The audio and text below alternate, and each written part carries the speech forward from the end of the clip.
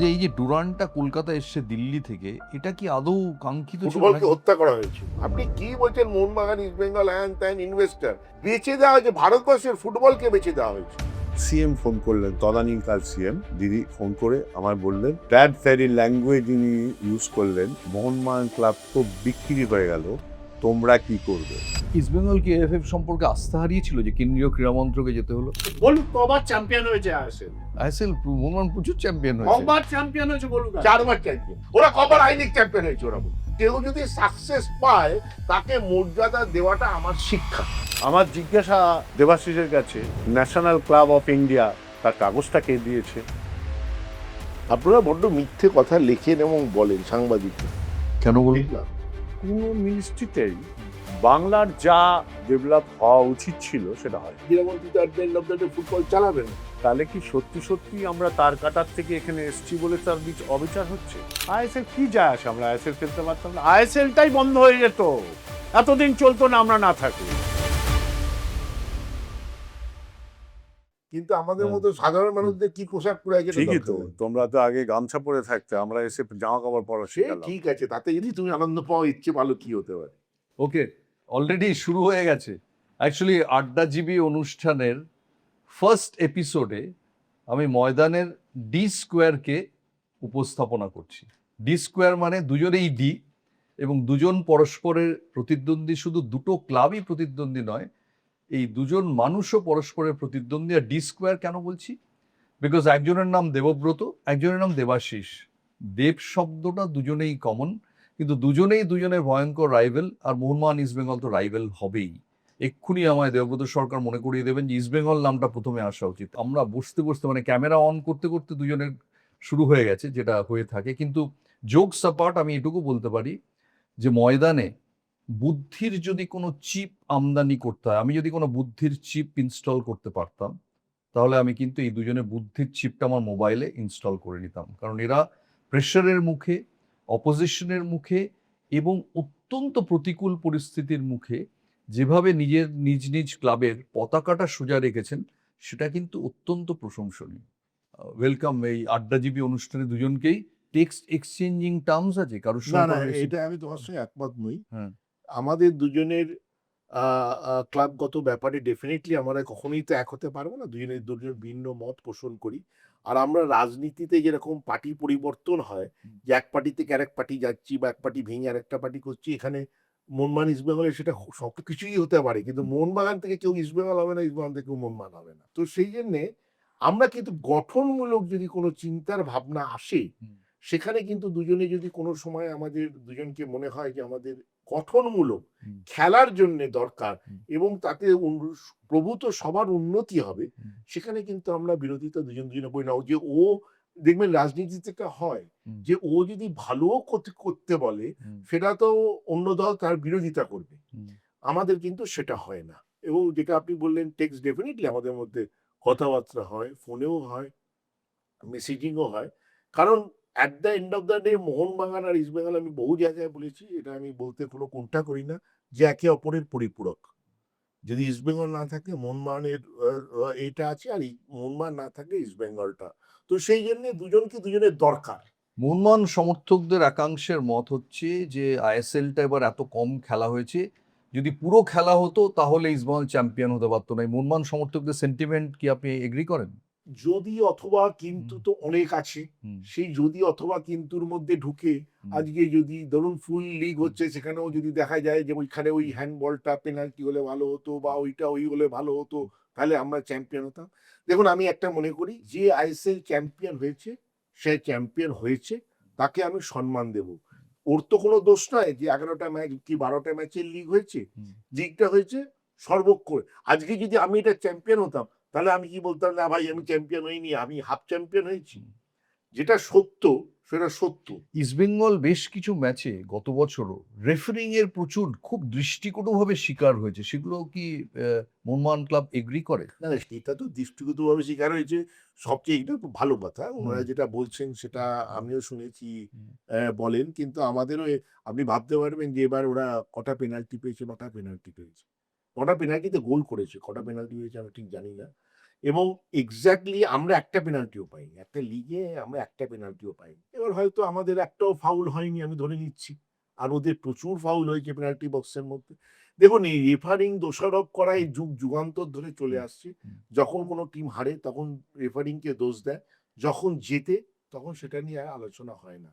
আর referring এর মান যে ভারতবর্ষে অত্যন্ত নিম্নমানের, সেটা আমার মনে হয় সবাই মানবে। আপনিও ক্রীড়া সাংবাদিকতা এত বছর ধরে আপনিও জড়িত আছেন, রেফারিং এর মান সত্যি। আমরা বিদেশি প্লেয়ার আনছি, বিদেশি কোচ আনছি এদেরকে উন্নত করার জন্য, প্লেয়ারকে উন্নত করার জন্য, কিন্তু আমার মনে হয় এআইএফএফ এর প্রথম উচিত বিদেশি রেফারিং এসে রেফারিং ট্রেনিং সেন্টার তৈরি করা। তাহলে তো যখন ইস্টবেঙ্গল যখন কেন্দ্রীয় ক্রীড়ামন্ত্রকে গেল অভিযোগ জানাতে কেন্দ্রীয় ক্রীড়ামন্ত্রীর কাছে রেফারিং নিয়ে, যেটা অভূতপূর্ব, সেখানে তো মোহনবাগানেরও যাওয়া উচিত ছিল তাহলে।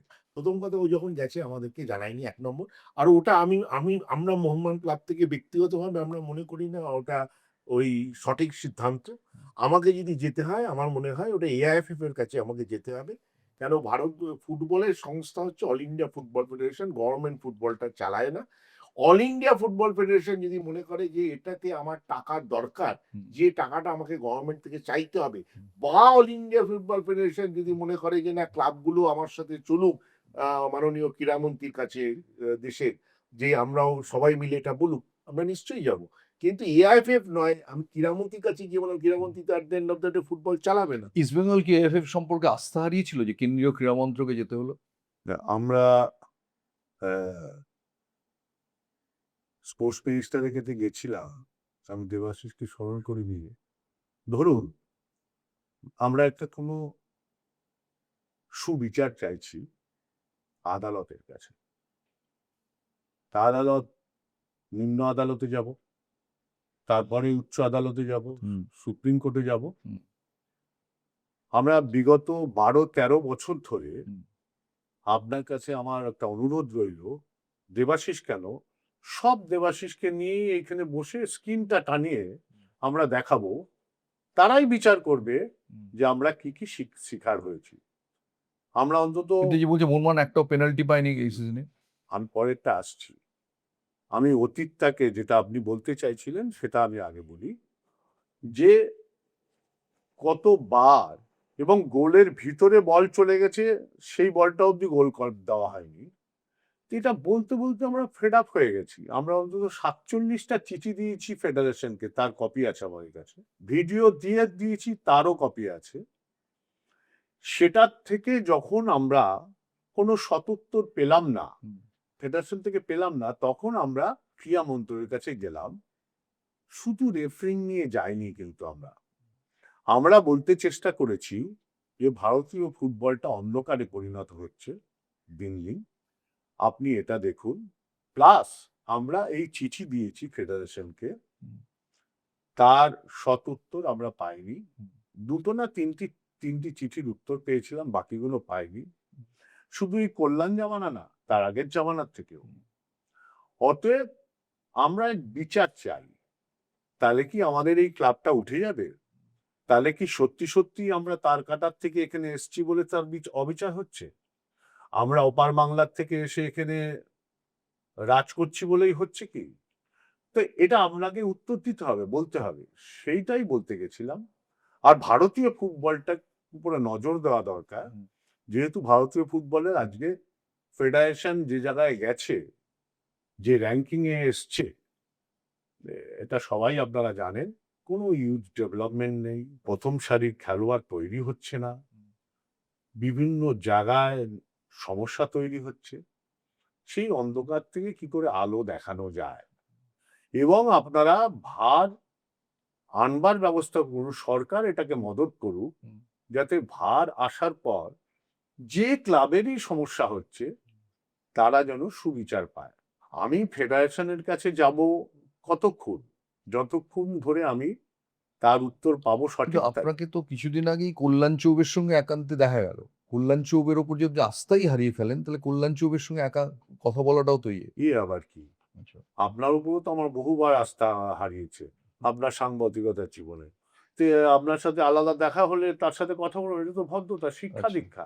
কিন্তু এআইএফএফ প্রেসিডেন্ট হিসেবে কল্যাণ চৌবের পারফরমেন্স কিরম? না, আমরা কোনো কারো এআইএফএ প্রেসিডেন্ট হিসেবে কল্যাণ চুবের পারফরমেন্স তো রেজাল্ট বলছে, ওয়াই শুড আই?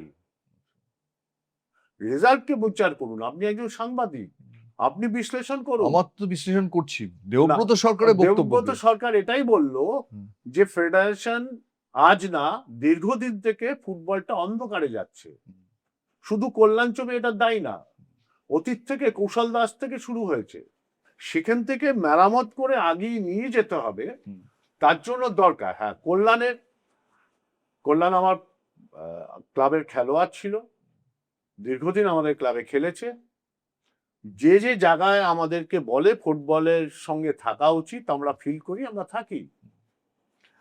তার মানে এই না যে ফুটবল এগিয়ে যাচ্ছে কল্যাণকে সাপোর্ট করছি ইত্যাদি ইত্যাদি। নো, যদি একান্ত দেখা যায় সেখানেও আমরা ফুটবল নিয়ে ভাবি, বলি যে এটা ঠিক হচ্ছে না, এটা করা উচিত, ফেডারেশনের এই কাজগুলো করা উচিত, সেটাই বলি। তার আমরা কি মারামারি করব? সেটা তো কাম্য নয়। অতএব যে কথাটা বলে হবে, বলা সম্ভব, সেটাই করার চেষ্টা করি। ফাইনালি কি এই এত অভিযোগের পর ইস্টবেঙ্গল কি এখন রেফারির পারফরমেন্সে খুশি? এই একটু আগে আপনি একটা কথা বললেন যে আধা লিগ হয়েছে, আমার মনে হলো আপনার সাংবাদিকতার জীবনে এটা একটা রং কোশ্চেন করলেন। আমার ব্যক্তিগত মত, আপনি ফুটবলটা কম করেছেন, আগে করেছেন বহু। ট্রফি লং লিগটা অ্যাডভান্টেজ থাকে একটা চ্যাম্পিয়নশিপের কাছে রিকভারির, শর্ট লিগটা অনেক বেশি কঠিন হয়। আমার মনে হয়েছিল যে আপনার এই ধারণা আছে, আমি আশ্চর্য হলাম আপনার এই ধারণাটা আমার নেই। প্রশ্ন, এটা আমার ধারণা না নয়। না, তাহলে আপনার ধারণা না আমি থাকলে কি করে? এটা মোহনবাগানের বক্তব্য। না না না, আমি এই বক্তব্য রাখিনি। আচ্ছা। আর যেটা নিতুদা বলছি, নিতুদার সঙ্গে আমি একদম একমত। হুম। আমি নিতুদার সঙ্গে একমতটা কিরকম ভাবে আপনাকে বোঝাচ্ছি। হুম। নিতুদা কি বলছে, শর্ট লিগে অনেক বেশি অসুবিধা থাকে। হুম। ডেফিনেটলি আপনি পয়েন্টে দেখুন দুটো ক্লাব সমান, শুধু গোল অ্যাভারেজ। তাহলে আমার যদি বড় লিগ হতো আমার কিন্তু অ্যাডভান্টেজ বেশি থাকতো, কেন সেখানে আমার রিকভারির জায়গা ছিল। কিন্তু ওরা মোহামেডান না না, ম্যাচটা বোথ অনেক পার্টি, গোল। Both party. এইটা কিন্তু আমি যে হেরেছি, হুম। যে আগে 9 হুম। পয়েন্ট 10 হুম। পয়েন্ট 5 হুম। পয়েন্ট ডিফারেন্স তা নয়, কিন্তু তা নয়। আমাদের দুজনের পয়েন্ট সমান, গোল অ্যাভারেজে। শুধু গোল অ্যাভারেজ। এটা অনলি বিকজ শর্ট লিগ বলে। এটা যদি লং লিগ হতো তাহলে এই জিনিসটা হতো না। আর একটা কথা বলে দিই আপনাকে, আপনি 22 বছরের ইতিহাস দেখুন, খুব সম্ভবত আমরা 6 বার রানার্স হয়েছি 1 পয়েন্টের ডিফারেন্সে। এই প্রতিবন্ধকতার ভিতরেও 2 বার থার্ড হয়েছি, আর বাকিগুলো থার্ড, ফোর্থ, ফিফথ, একবার খালি আমরা সিক্সথ হয়েছিলাম। আর আইএসএল তো আমরা খেলতে এসেছি 6 বছরের মাথায়, ওর মনমানও এসছে, মোহনবাগানের আরো আগে, না, একসাথে এসছে। মানে প্রথম যেবার সেটার একটা সুন্দর ইতিহাস সেটা আছে। ইতিহাসটা তো একসাথে সেটা ইতিহাসটা তো আমরা শুনেছি যে সঞ্জীব গোয়েঙ্কা প্রথম ইসমাইলের কাছে এসেছিলেন। এটা তো আপনারই বক্তব্য, বলবেন না আমার সাংবাদিকতার ত্রুটি, আপনার বক্তব্য যে সঞ্জীব গোয়েঙ্কা প্রথম এসেছিলেন। এসছিল তো। তারপরে কি হলো এই হিস্ট্রি বলতে গেলে সংক্ষেপে? অনেক কিছু বলতে হবে, তা আমি একটু বলেই রাখি। তার কারণ হচ্ছে যে কোনো একটা অজ্ঞাত কারণে ইস্টবেঙ্গল মোহনবাগান একসাথে ঠিক হয়েছিল যে আমরা একসাথে আইএসএল খেলতে যাব, নতুবা যাব না। আমি খুব সংক্ষেপে বলছি। তো পরিস্থিতি এমন হলো, একদিন কুশলবাবু আমায় ফোন করে বললেন যে আপনার সাথে কেউ ফোন করে কথা বলবে। তারপরে ফোনটা এলো দেবাশিসের। দেবাশিস আমাকে স্পেসিফিক বলল যে এই লোক তোমায় ফোন করবে। বললাম তুমি কি করে জানলে? বলে আমার সাথে কথা হচ্ছিল। তা আমি বললাম আগে ইস্টবেঙ্গলের কথা হোক, তুমি কিন্তু তুমি বুঝে ডিল করবে, নাহলে কিন্তু আমাকে ওই ডিল করতে হবে। আমরা হ্যাঁ অবশ্যই, আমাদের তো কথা হয়ে আছে।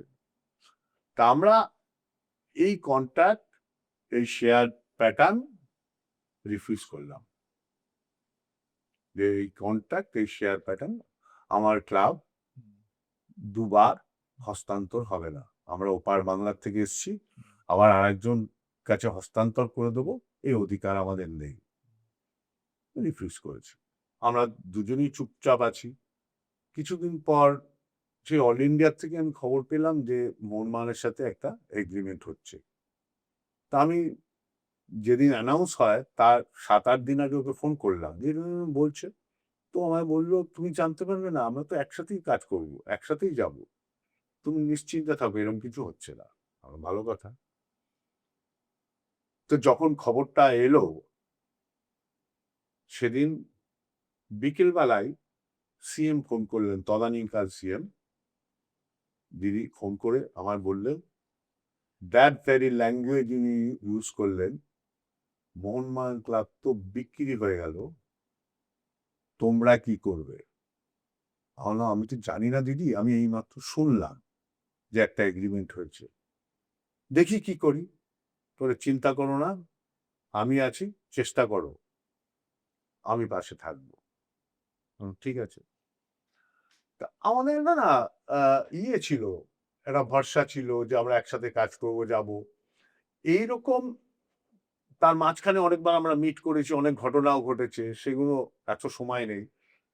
এইরকম একটা ঘটনা হয়তো ওকে কোনো পরিস্থিতিতে করতে হয়েছে, সেগুলো যদি আলোচনা হতো ভালো হতো, প্রিপারেশন নিতাম, অনেক কিছু হতে পারত।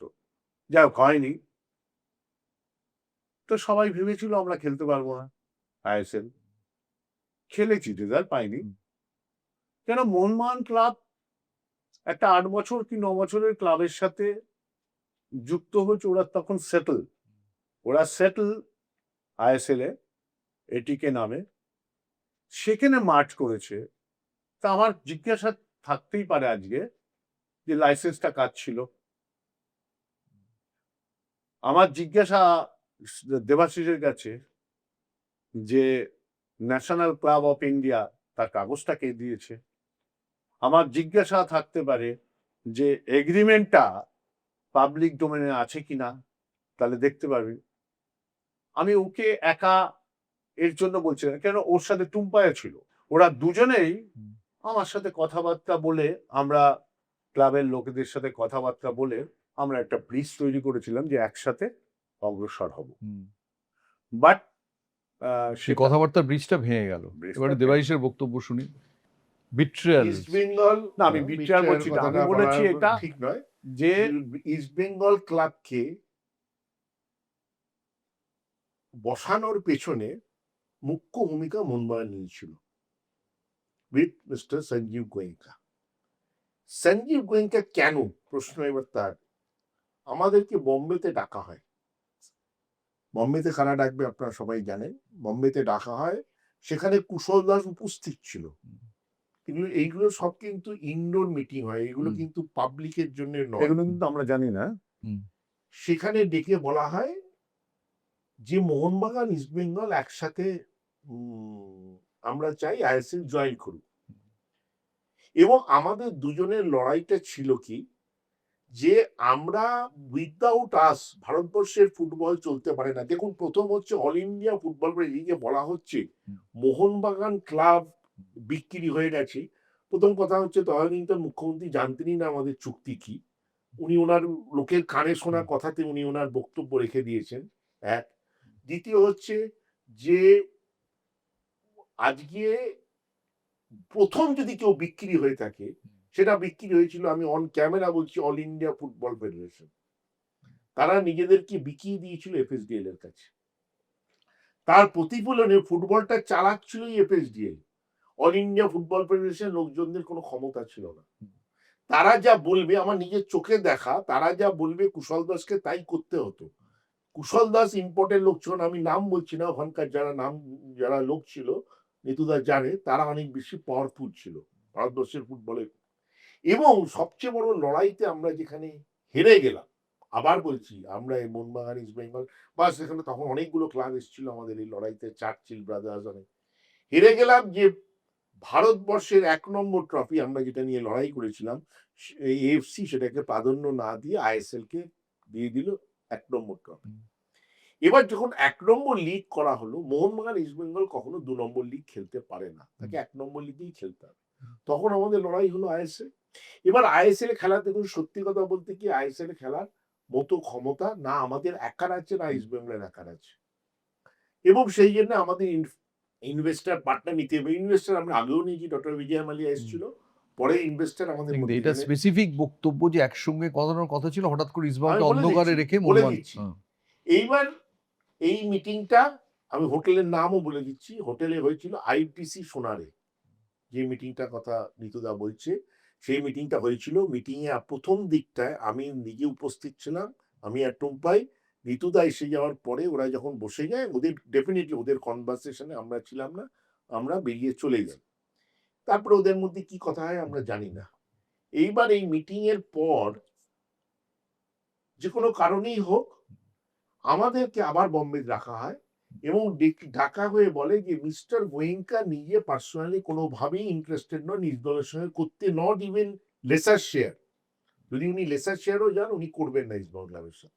তখন আমাকে, আমি নামে বলবো না, আপনারা বুঝেই যাবেন, 1 নম্বর যে সংস্থা তার তরফ থেকে পরিষ্কার মেসেজ আসে, তোমরা মিস্টার গোয়েঙ্কার সঙ্গে, এবং এই কথোপকথনটা মিস্টার গোয়েঙ্কার সঙ্গে হয় টুটু বসে, বিকজ টুটু বাবুর সঙ্গে সঞ্জীব গোয়েঙ্কার অনেক দিনের সম্পর্ক, তার বাবার সঙ্গে সম্পর্ক ছিল, এবং এনারা দুজনেই আমাদের মনমানের মেম্বার ছিলেন।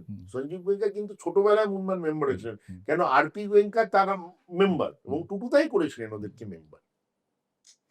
তো সেই জন্য এরা মনমান ক্লাবের মেম্বার ছিল এবং টুটুদার সঙ্গে ব্যবসায়িক সূত্রে ওদের আলাপ ছিল, পরিচয় ছিল। টুটুদার সঙ্গে ওদের কথোপকথন হয় এবং তারপরে আমাদেরকে বসানো হয় যে পরিবার, আমি এক্স্যাক্টলি আমি জায়গাটা আমি বিশ্লেষণ করতে পারবো না, কিন্তু একদম ওই পরিস্থিতিতে আমাদের কিছু করণীয় ওনার ছিল না। সঙ্গে ওই কন্ট্রাক্ট করা ছাড়া মনমান আইএসএল খেলার জায়গায় ছিল না। এবং টুম্পাই আর আমার, আমি একদম অন ক্যামেরা আবার বলছি, টুম্পাই এবং আমার কিছু ক্ষেত্রে এখানে বাধ্যবাধকতা ছিল। আমরা দুজনের কিছু কিছু ক্লজে রাজি ছিলাম না। টুটুবাবু বলে, তোমাদের কাছে আগে নিজের ক্ষমতা নয়, তোমার কাছে আগে হচ্ছে মোহনবাগানের স্বার্থ। মোহনবাগান ভারতবর্ষের সমর্থকরা চায় মোহনবাগানকে ভারতবর্ষের 1 নম্বর দেখতে, তার জন্য টাকার দরকার। আমার আর ক্ষমতা নেই এখানে যেখানে চলে যাচ্ছে সেইখানে টাকা দেওয়ার, 50 কোটি 55 কোটি দেওয়ার আমার ক্ষমতা নেই। সেই জন্য তোমাদের সঞ্জীব গোয়েঙ্কার থেকে উনি ব্যবসায়িক অ্যাঙ্গেলে বোঝান যে পশ্চিমবঙ্গে যত ব্যবসায়ী আছেন, পশ্চিমবঙ্গে বাইরে তাদের অ্যাটাচমেন্ট হবে না মোহনবাগান ইস্টবেঙ্গলের সাথে, এটা ওনার ব্যাখ্যা ছিল এবং আমি মনে করি ওটা সঠিক ব্যাখ্যা ছিল। মিস্টার গোয়েঙ্কা যেহেতু বাংলার ছেলে, বাঙাল মানে বাংলার ব্যাপারটা জানে, সেহেতু অ্যাটাচমেন্টটা অনেক বেশি হবে ওনার সাথে। তোমরা যদি করো ইন ভবিষ্যৎ তোমাদের পক্ষে ভালো হবে, তোমাদের ইন ফিউচার টাকার সমস্যা থাকবে না। তাতে যদি ওরা প্রফেশনালি ফুটবলটাকে ম্যানেজ করে, তোমাদের অসুবিধা কোথায়? তোমরা দুজন বোর্ডে থাকবে, তোমরা পলিসি মেকিং এ থাকবে, আর club so basically Mohun Bagan club betray করেনি, এটা সঞ্জীব বিট্রে, গোয়েঙ্কা। আমি বলবো বিট্রে এক প্রকারের, বিট্রে কথাটা আমি ইউজ করতে রাজি নই। তবে আমি আবার বলছি, আমি এখানে আমি ব্যক্তিগতভাবে আমি মনে করি যে কোনো পরিস্থিতিতে আমাদের যদি মাথা নত না করে দুজনে একসাথে চলা যায়, যে কোনো পরিস্থিতি ইন ফিউচারও আসতে পারে, সেটা দুটো ক্লাবের পক্ষেই ভালো। কারণ ভারতবর্ষের ফুটবলে এই স্ট্রেংথটা, যদি আমরা আলাদা হয়ে যাচ্ছি, যখনই আলাদা হচ্ছে 50-50 হয়ে যাচ্ছে, তখনই স্ট্রেংথটা কিন্তু লেস হয়ে যাচ্ছে। কিন্তু দুজনে যদি আমরা একসঙ্গে মিলে থাকি, তাহলে আমাদের সমকক্ষ এখন অব্দি ভারতবর্ষের কোনো ক্ষমতা এটা আছে কি প্রমাণ হলো যে আমরা অন্ধকারে ছিলাম? হলো না? ওই যে চুক্তিটাই ডেফিনেটলি ওনারা জানতেন। আবার আমরা ওরকম একটা ভরসা করব, আবার আমরা অন্ধকারে না থাকবো, না, তাই সেটা তো? দেখুন ওনারা ভরসা করবেন। আমি এবার একটা কথা বলছি, না, প্রথমে আমি সেটা একটা তো কথা ভুলে যাচ্ছিলাম। আপনি যখন শুরু করলেন একটা কথা আমি ভুলে যাবো কেন, আপনার মতো বা নিতুদার মতো আমার অতটা মনে রাখতে পারি না আমি। আপনি যেটা বললেন না প্রথম একদম যখন শুরুতে, যে নিতুদা বলবে মোহনবাগান ইস্টবেঙ্গল কেন বললে ইস্টবেঙ্গল মোহনবাগান বলা উচিত। আমরা জানি আমরা বাঙালি, বাঙালি লোকেরা সংস্কৃতি কালচার মেনে চলে, সেখানে বড়দের নাম আগে নিতে হয়, ছোটদের নাম পরে নিতে হয়। তো একজন 1889 সালে জন্মেছে আর একজন 1920 না, আমার সালে একটা অমত জন্মেছে। আছে, তো বড় আর এইখানে ছোট এক না, সেকেন্ড এখানে এখানে শেষ করে এখানে দাও। বক্তব্য তো হচ্ছে এইখানে না, এটা আমাকে ই আগে আসে না এম আগে আসে, হাসি পাচ্ছে। ই বয়স আগে আসে না শেষ করে নিক, শেষ এম করে আগে নিক। আসে। দাদাকে দাদা বলতে কারোর যদি আপত্তি থাকে কি করার নেই। এখনকার দেখবেন কম্পোজিশন অনেক সময় নাম ধরে ডাকে, এটা এখন স্টাইল। স্বামী স্ত্রীকে দেখি নাম ধরে ডাকছে, তুই তুকারি করছে, এটা এখন স্টাইলে পরিণত হয়েছে। কিন্তু যদি সংস্কৃতি মেনে চলে তাহলে বড়কে মনমান আগে আসবে, এসছি পরে এসছে। তো সেই জন্য সেখানে বড় ছোট যাই হোক, সেটার মধ্যে আমি বিতর্কে ঢুকতে চাই না, আমি এখানে ঝগড়া করতে আসিনি। কারণ সমর্থকরাও, যারা দু ক্লাবেরই সমর্থকরা দেখছে যে একটা গঠনমূলক যদি আপনার এই পডকাস্টটা হয়, সেটা ভারতবর্ষের ফুটবল থেকে বেটার। সেখানে দেখবে ওই যে দেখি আমরা রোজ সন্ধ্যেবেলা করে টিভি চ্যানেলগুলোতে ঝগড়া হচ্ছে, হুম। তাতে কিন্তু খুব বেশি রাজনীতি এগোচ্ছে বলে আমি মনে করি না। তো আমাদের জনের মধ্যে এরকম না, কিন্তু ঝগড়া এও করলে একটা হবে না। প্রশ্ন করেছে, জাতীয় লিগের কাগজ আছে কিনা, কোনটা? জাতীয় ক্লাবের কাগজ না কি হ্যাঁ। জিজ্ঞেস করলে, তাই তো? উনি যদি কালকে আমি ওনাকে পাঠিয়ে দেবো। হুম। জাতীয় ন্যাশনাল আমরা কখনো বলিনি যে এটা গভর্নমেন্ট অফ ইন্ডিয়া দিয়েছে, এটা ডিক্লেয়ার করেছে অল ইন্ডিয়া ফুটবল ফেডারেশন। তদানীন্তন সভাপতি শ্রী প্রিয়রঞ্জন দাসমুন্সী তিনি চিঠি দিয়ে সার্টিফিকেট করে পাঠিয়েছেন। আমি নিতুদাকে কালকে পাঠিয়ে দেবো যদি দেখতে চান। আর আপনিও যদি দেখতে চান, আমার কাছে এই মুহূর্তে নেই, আমার ফোনে ছিল, আমাকে খুঁজতে হবে। আমাদের ক্লাবেও লাগানো আছে ওটা, আপনাকে আমি ওটা পাঠিয়ে দেবো। এটা এআইএফএফ দিয়েছে, আমাকে বলতে দিন, উনি ওনারটা বলবেন। এটা AIFF all India football federation Priyaranjan Dasmunshi নিজে সার্টিফিকেট করে দিয়েছেন। Then national soccer club of India হচ্ছে মোহনবাগান অ্যাথলেটিক ক্লাব। আমি ওই এরিয়ানের মালি আছে না, হুম। ও এরিয়ান ক্লাবকে একটা সার্টিফিকেট দিয়েছে। বে, এটা তো অল ইন্ডিয়া আরে president, all India AIFA football president, federation এখতিয়ার কি? What is his এখতিয়ার? Governing body. না, গভর্নিং বডি কোন রুলে আছে সে ডিক্লেয়ার করতে পারে? Tell me. কে? এই যে প্রিয়দাকে ধরতে হবে, না, না, আমাকে বলে কি কে হবে? All India football federation? এ তো প্রিয়দাকে এআইএফএফ কে ধরতে হবে। আমি সেটাকে ইউজ করব কিনা আমার বিবেক বলবে। আরে। কালকে গৌতম ভট্টাচার্য আমায় বলে দেবে you are the best organiser, সেটা আমি গলা ঝুলিয়ে এবিপি দাঁড়াবো, সেটা হতে পারে না। এবিপি আনন্দ একটা পুরস্কার দেয় সেরা বাঙালি। তারা এবিপি আনন্দর চোখে সেরা বাঙালি, হুম। সে তো বাড়িতে লাগাতেই পারে। না, এবিপি না, আনন্দ সেরা না। বাঙালি দিয়েছে, এটার আমি- মধ্যে আমি- অস্বীকার আমি- করার জায়গা না, না, কোথায়? আমি ভারতবর্ষের ন্যাশনাল ক্লাব অফ ইন্ডিয়া, সেটা একমাত্র রাষ্ট্রপতি দিতে পারে, প্রাইম মিনিস্টার দিতে পারে ন্যাশনাল ক্লাব অফ ইন্ডিয়া। আমি যেটাকে ইউজ করব তার আমার বিবেক থাকা উচিত, তারটা নিয়ে আমি করছি। It is my point. দেখুন, all India Number football one. ফেডারেশনকে অবজ্ঞা করাটা ওরা হুম। একটু আগেও করেছে, ওই যখন বলছে ক্রীড়ামন্ত্রীর কাছে গেছি। আমরা অল ইন্ডিয়া ফুটবল ফেডারেশন ওইভাবে অবজ্ঞা করতে চাই না। রোজ স্টেটমেন্ট গুলো দেখবে ফেডারেশনকে কি কি বলে। যাই হোক, সে ভুল করলে তো statement- বলবই। হ্যাঁ, ভুল ওই এই ভুলটা করছে বলে তো আমরা বলছি আর কি। ওরাও করছে, ফেডারেশনও করেছে। আর তোমরা একদম ভুল করো না। ওনারা কিন্তু দল ঠিক কাজ করছে। আরেকটা বলছি, বলুক কবার চ্যাম্পিয়ন হয়েছে আইএসএল? আইএসএল মোহনবাগান প্রচুর চ্যাম্পিয়ন হয়েছে। কবার চ্যাম্পিয়ন হয়েছে বলুক। 4 বার চ্যাম্পিয়ন হয়েছে। ওরা কবার আই লিগ চ্যাম্পিয়ন হয়েছে ওরা বলুক। ওরা কবার আই লিগ চ্যাম্পিয়ন হয়েছে ওরা বলুক। আমরা ওরা আই লিগ কবার চ্যাম্পিয়ন হয়েছে? আইএসএল উনি বললেন যে সেকেন্ড থার্ড ফোর্থ এর গল্প করছেন, তো আইএসএল এর লাস্ট 6 বছরে ওনাদেরটা পজিশন বলতে বলুন। আমরা রেলিগেট করেছি, ওরা পজিশনটা বলতে রেলিগেট বলুন। করেছি বলছি তো আমরা। তো এইটা নিয়ে আলোচনা না, না, করাটা না, প্রেম আমরা রেখা। কবার চ্যাম্পিয়ন আমরা হয়েছি? 4 বার চ্যাম্পিয়ন হয়েছি। চারবার কোথায় ছিল মোহনবাগান? 4 বার মোহনবাগান আইএসএল চ্যাম্পিয়ন। চারবার কোথায় ছিল? After- তাহলে তো এটিকে না, তার মোহনবাগান means কি? সুপার জায়ান্ট চ্যাম্পিয়ন হয়েছে। মোহনবাগান সুপার জায়ান্ট চারবার চ্যাম্পিয়ন হয়নি। আরে সরি, তোমার এটিকে প্রবলেম হচ্ছে, চ্যাম্পিয়ন হয়েছে। শোনো, নিজে এটিকে- চ্যাম্পিয়ন হয়েছে এটিকে কে? নিজের ইতিহাসকে বড় না, না, করে দেখানোর না, জন্য, না, অন্যকে no, ছোট করতে না, নেই। না, আমি যেটা ওকে বললাম, আপনি যেটা শুরু করলেন, 100% আমাদের শিক্ষাটা হচ্ছে যে আমি যদি হেরে যাই, আমাকে হারটা স্বীকার করতে জানতে হবে। আপনি আমাকে কি প্রশ্ন করলেন যে হাফ লিগ হয়েছে কিনা আপনি মনে করেন, সমর্থকরা মনে করেন, আমি জানি সমর্থকরা এগুলো বলছে, কিন্তু আমি বললাম না, এটা ওরা চ্যাম্পিয়ন হয়েছে, এই লিগটা এই লিগই ছিল। যদি আমি চ্যাম্পিয়ন হতাম, আমিও চ্যাম্পিয়ন হতাম। আমি কখনো এটাকে বলতাম না যে আমি হাফ লিগ, আমি চ্যাম্পিয়ন নই ভাই। তো সেই জন্য কেউ যদি সাকসেস পায়, তাকে মর্যাদা দেওয়াটা আমার শিক্ষা। 100%। আমি যদি মোহনবাগান ক্লাব হতাম কিংবা ইস্টবেঙ্গল ক্লাবই, কেউ কারুর সাথে মার্চ করে, তার আগের কৃতিত্বটাকে দাবি করি, ওদের না, তার আগে কিছু তো না, এই 4 বারটা আমাদের টাইমে। ওরা আগের কৃতিত্বকে আমরা নিয়ে নিই, তাহলে তো 7 বার হয়ে যাবে। এই 4 বার আমাদের টাইমে। আচ্ছা, এটার কারণটা কি যে মোহনবাগান টেন্টে ট্রফিটা আসে না, এটার কারণটা কি? না, দেখুন, মোহনবাগান টেন্টে ট্রফি আসে না নয়, ট্রফি আসে, পরে আসে। আমি আপনাকে একটা কথা বলছি, 55-60 কোটি টাকা একজন দেয়। আমি আপনার বাড়িতে আপনার বউ আছে, বউয়ের নানা রকম ডিমান্ড হয়, দেখবেন কখনো কখনো আনরিজনেবল ডিমান্ড হয়, কিন্তু ফ্যামিলিতে সুস্থ রাখার জন্য আপনি কি 14 বার ডিভোর্স করবেন?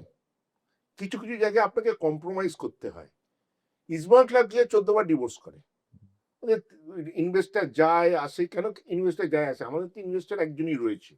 কারণ কি, আমরা কর্পোরেট স্টাইলের সঙ্গে কি করে খাপ খাওয়াতে হয়। কিছু জায়গায় সব জিনিস ঠিক হবে এটা নয়, কিছু জায়গায় আমরা কম্প্রোমাইজ করি। আপনি যে বলছেন ট্রফি আসে না, অন্যায়। আমি একবার এখানে প্রমাণ করতে চাইছি না ওটা ন্যায়, হুম। কিন্তু আমাকে কিছু জায়গায় কম্প্রোমাইজ করতে হয়। আমার নিজের দেখা রোভার্স কাপ আমি জিতেছি হুম। বম্বেতে, ডক্টর বিজয় মালিয়া বসে, আমি বসে, অঞ্জনদা বসে। ডক্টর বিজয় মালিয়া বললো, অঞ্জন আমি ট্রফিটা নিয়ে যাচ্ছি, আমার বাড়িতে যে ড্রয়িং রুমে রাখবো, তোদের পরে কলকাতায় পাঠিয়ে দেবো। আমাদের ক্ষমতা ছিল না অঞ্জনদার আমার বলা যে না টিম কালকে ফিরবে ফ্লাইটে, আমরা ট্রফিটা নিয়ে যাব। আমরা ট্রফি বিহীন এলাম, পাবলিক এলো, এয়ারপোর্টে আবির খেলা হলো, সব হলো, but there is no Rovers Cup. Rovers কাপটা ছিল বিজয় মালিয়ার ড্রয়িং রুমে, বম্বের বাড়ি। তো আমার বক্তব্য যে কিছু জায়গায় এই যখন ইনভেস্টারের প্রশ্ন আসে, দেখুন যে কোনো জায়গায় যেমনি দেখবেন দুর্গাপুজো, আপনার পাড়ায় দুর্গাপুজো হবে, সেখানে দেখবেন একটা লোক থাকে, ধরুন শ্যামলদা, কমলদা, যে মেন টাকাটা তোলে, স্পন্সরশিপ আনে বা চাঁদা তো মেন যে টাকাটা দেয়, সে হয়তো প্রেসিডেন্টও নয়, সেক্রেটারিও নয়, কিন্তু তার এই কমলদা এটা বলেছে, কমলদা বলেছে, ধরুন ওই এবিপি আনন্দ বা কোনো টিভি নাইন বা কেউ যদি সেরা পুজোর পুরস্কার দিল, সে পুরস্কারটা নিয়ে গিয়ে তার বাড়ির ড্রয়িং রুমে সাজিয়ে রাখে। ঠিক আছে, কেন কমলদা নিয়ে গেছে, ওটা কিন্তু যে টাকাটা দিয়েছে, এটা বাস্তব। সবসময় এটা ন্যায়, আমি ন্যায় বলছি না, কিন্তু তাই বলে আমি এস্টাবলিশ করার চেষ্টা করছি না, কিন্তু দেখুন সম্পর্ক টিকিয়ে রাখতে কিছু জায়গায় আমাদের কম্প্রোমাইজ করতে হয়। এবার আমি অস্বীকার করব না যে কম্প্রোমাইজ করি না, কিন্তু আমার কাছে হচ্ছে ট্রফি জয়, ট্রফিটা মোহনবাগানের ইতিহাসে এই লেখা সঞ্জীব থাকবে। গোয়েঙ্কা আজ অব্দি ক্লাব টেন্টে এলেন না, এটাও তো একটু অস্বাভাবিক না? দেখুন আমি আপনাকে এটাও কি সেই টিকিয়ে রাখা একটা ইয়ে? দেখুন মোহনবাগান ক্লাবে সঞ্জীব গোয়েঙ্কা এলেন না এলেন, তাতে মোহনবাগান ক্লাব ছোটও হচ্ছে না, মোহনবাগান ক্লাব বড়ও হচ্ছে না। সঞ্জীব গোয়েঙ্কার কাছে আমাদের একটাই দাবি, টুটুদা আমি টুম্পাই ওনার অফিসে গিয়ে আমরা যেদিন সই হওয়ার আগের দিন মিটিং করি, সেই মিটিংয়ে টুটুদা, আমি, টুম্পাই ছিল, আর ওদিকে মিস্টার গোয়েঙ্কা ছিল, আর 2-3 জন লোক ছিল ওদের। ওখানে মিস্টার গোয়েঙ্কাকে টুটুদা একটা কথাই বলে, একটা কথা টুটুদা বলে, একটা কথা আমি বলি। আমি টুটুদাকে, মিস্টার গোয়েঙ্কাকে টুটুদা বলে, Sanjeev, I am giving you this club to remain number 1 of the country. তোমার কাজ হচ্ছে এমন টিম বানানো, এমন তৈরি করা, যাতে ভারতবর্ষের 1 নম্বর ক্লাব থাকে মোহনবাগান। ও এলো না এলো ইজ হ্যাঁ। Not in our periphery. ঠিক। আমার পেরিফেরি হচ্ছে ওনার কাজ সাকসেসফুল, যদি উনি সেরা টিম বানিয়ে সেরা চ্যাম্পিয়ন করে দিতে পারেন, সেইটাই হচ্ছে ওনার কাজের। আমার কাছে ব্র্যাকেটে হচ্ছে এইটা। ক্লাব চালানোর দায়িত্ব তো আমাদের কমিটির, সেখানে তো ওনার কোনো রোল নেই। উনি এমনি অতিথি হিসেবে আসতে পারেন, নাও আসতে পারেন। তাতে মানে তাতে উনি এলেন, তাহলে মোহনবাগান বিরাট হয়ে গেল, বিরাট একটা সাকসেস হলো। আর উনি 4 বছর 5 বছর ধরে কোনো ট্রফি নেই, সেটা আমাদের কাম্য নয়। আমার কাম্য হচ্ছে ট্রফি তুমি যেত ভাই, ওটাই তোমার সঙ্গে। তাই জন্য আমি আমার বাড়ি ভাড়া দিয়েছি, অনলি বিকজ ট্রফিটা জেতার জন্য। ইস্ট বেঙ্গলে এটা একটা অভিযোগ যে মোহনবাগানে যেরকম একটা ইনভেস্টার ইস্ট বেঙ্গলে বারবার বদলায়, এটা কারণটা কি? বারবার বদলায় মানে ইনভেস্টার প্রথমে কোয়েস এসছে, তারপরে মাঝখানে এসে সিমেন্স এসছে, এবারে এই যে চেঞ্জ হওয়াটা, এটা কি দুর্ভাগ্যজনক? না না, এটা কি? দুর্ভাগ্য না। আমরা ম্যানচেস্টার ইউনাইটেড, ম্যানচেস্টার সিটি, আর্সেনালকে ফলো করি। আমরা বেটার কিছু অপশন খুঁজি যে ক্লাবের বেটার করবার জন্য। আপনি দেখবেন আমাদের ক্লাবে গেলে আমার দেশে ছেড়ে দিন, আপনার এশিয়াতে কটা লোকের এই ইনফ্রাস্ট্রাকচার আছে দেখবেন। তার কারণ হচ্ছে তার সাথে কারোর সাথে আমাদের বিবাদ নেই, কিন্তু সেটা তো ইস্ট বেঙ্গল ক্লাব নিজেরা করছে, সেটা তো আর স্পন্সরের ইয়েতে হচ্ছে না। আমি তো বলতে দিন, হুম। আমি এটাই ব্যক্ত করতে চাই যে আমরা সবসময় বেটার অপরচুনিটিটা চেষ্টা করব। যেমন একটা খেলোয়াড় বদল হয় কেন, একটা খেলোয়াড়ের নির্দিষ্ট একটা সময় আছে, তার থেকে সে তার প্রাইম টাইমটা দিতে পারে। আমরা মনে করি হয়তো ইনভেস্টাররা যে ওই প্রাইম টাইমটা দিয়ে দিয়েছে, এখন নতুন কাউকে দরকার। এছাড়াও আমার দেশে স্পোর্টসকে টিকিয়ে রাখবার জন্য স্পোর্টস মেন্টালিটির লোক দরকার হয়। এই যে সঞ্জীব বাবু নিজে একজন স্পোর্টস মেন্টালিটির লোক, তিনি ক্রিকেট টিম আছে, উনি ফুটবল টিম করছেন। তো যে আমাদের সাথে যে যাদেরই এই গাঁটছড়া বেঁধেছে, তারা বেসিক স্পোর্টস ইন্টারেস্টেড পিপল না, তারা আধ্যাত্মিক, মন্দির, আর্ট, কালচার এইসবে নিযুক্ত থাকতে ভালোবাসে, যার জন্য আমাদের চেঞ্জ করতে হয়েছে। এবার চেঞ্জ করে খারাপ হয়নি কিন্তু কোনোটা, ভালোই হয়েছে। আপনারা বড্ড মিথ্যে কথা লেখেন এবং বলেন সাংবাদিকরা। কেন আমি বলুন? দেখলাম কেন? গত 10 বছর, হুম। আপনি 10-12 বছরে নিয়ে নিন, সব সংবাদপত্র বার করুন, সব চ্যানেল বার করুন, সব লেখা বার করুন অন ইস্ট বেঙ্গল ক্লাব, দেখবেন প্রত্যেকবার যত ইনভেস্টর বেরিয়েছে হুম। তাদের তরফ থেকে উনি বলছেন ওনারা ছেড়েছেন, কিন্তু হুম। দেখা যায় তারা ছেড়ে চলে গেছেন। হুম। তারা বলেছেন এদের সঙ্গে কাজ করা যাবে না। হুম। আপনি আমি 12 বছরের আপনি বার করে ফেলুন। না হলে এক সাংবাদিকরা মিথ্যে কথা লেখে বা সাংবাদিকরা জানতে পারে না, তাই জন্য উল্টোটা লেখে। আপনাকে আমি হুম। এটার উত্তর দিচ্ছি। দেবাশিস এক ধাপ এগিয়ে চলো তো, সিনিয়র বললো না। না, ও আমি তো আমার থেকে আপনাকে- অনেক বেশি সিনিয়র। আপনাকে আমি প্রকাশ্যে আপনার ক্যামেরাতে হুম। আমাদের ওই যে কথায় ডিভোর্স লেটার হুম। দেখাবো, অ্যাপ্রোচ লেটার দেখাবো। আমি আপনাকে বলি লাস্সি সিমেন্টের কথা। সি সিমেন্ট যে এগ্রিমেন্ট আমাদের দিয়েছিলেন, সেই এগ্রিমেন্টে প্রথম দিকে মুখ্যমন্ত্রী বলেছিলেন সই করতে। তারপরে যখন মুখ্যমন্ত্রী নিজের লোক দিয়ে দেখে এগ্রিমেন্টটা দেখেন, এবং তার একজন বড় মাপের সাংবাদিকও ছিল সেখানে, হুম। রিপোর্ট নেওয়ার পর বলেছিলেন না, এদের সাথে থাকার দরকার নেই। উনি নিজে বলেছিলেন এই বছরটা ওরা কাজ করুক, পরের বছর থেকে থাকার দরকার নেই। এটার এক। কোয়েসের সাথে আমাদের একটা নির্দিষ্ট 2 বছরের একটা এগ্রিমেন্ট ছিল। কেন? আমরা যদি আইএসএল খেলি তাহলেই ওরা কন্টিনিউ করবে, আমরা আইএসএল না খেললে কন্টিনিউ করবে না। তখন Mohun Bagan club, Mohammedan club, all India football ফেডারেশনের যে আমাদের সাথে যে গাঁটছড়া বাঁধলো, যে আমরা একসাথে যাব এবং গিয়ে অল ইন্ডিয়াকে নাশ করব, আইএসএল খেলবে, আইএসএল এর আমাদের দরকার হবে, তার জন্য অপেক্ষা করো ইত্যাদিতে, এরকম সিচুয়েশনের জন্য যে যখনই ওদের আইএসএল এর দরজায় নক করা হলো না, তখন ওরা নিজের থেকে সরে গেল। আচ্ছা, আমি কারেন্টে আসছি। এটা তো ঠিক আছে পুরনো। ইমামির সঙ্গে গাঁটছড়ার পর একটা জিনিস নিয়ে আমরা শুনেছি, ইমামির দিক থেকে দল গঠনে একটা প্রবলেম ছিল, যে ডিরেক্টর অফ ফুটবল যে ছিল অময় ঘোষাল, এর এগেন্সে শুধু ইমামি নয়, অ্যালভিটো ডিকুনা টেলিভিশন ক্যামেরার সামনে এর বিরুদ্ধে বলেছে, একে সরানো হয়নি। ফাইনালি নিয়ে আসা হলো থংবই সিংটোকে। ইমামির কিছু লোক বা আমি বিভিন্ন সূত্রে অনেকে বলেছি ইস্টবেঙ্গলের এবারের যে সাকসেস, তার পেছনে এর একটা বড় অবদান আছে, কারণ ঠিকঠাক প্লেয়ারের সিলেকশন করেছে। এটা কি আপনি একমত? আমি ওই বিতর্কটা আমার না, ইমামি কাকে কাকে রেখেছে, কি করেছে। কিন্তু ডিরেক্টর অফ ফুটবল তো আপনার মানে স্যাংশন বা আপনার সাথে কথা বলেই করা হয়েছে, রাখা না হয়েছে। না, ডিরেক্ট 100%। ফুটবল কেন, জীবনের কোনো সাকসেসই ইন্ডিভিজুয়াল হয় না, নিশ্চয়ই ওর একটা পার্ট আছে। একটা মালা যখন গাঁথবেন, দেখবেন একটা ফুল শুকিয়ে গেলে মালাটার গুরুত্ব থাকে না। কিন্তু প্লেয়ার প্রত্যেকটা- সিলেকশন তো একটা খুব ইম্পর্টেন্ট জায়গা। না না, আপনি না জেনে বলছেন, আপনি আর একটু জানুন। প্লেয়ার সিলেকশনটা কিন্তু আগেই ছিল। প্লেয়ার সিলেকশন থাম্বাল সিং এসে কিছু করেনি।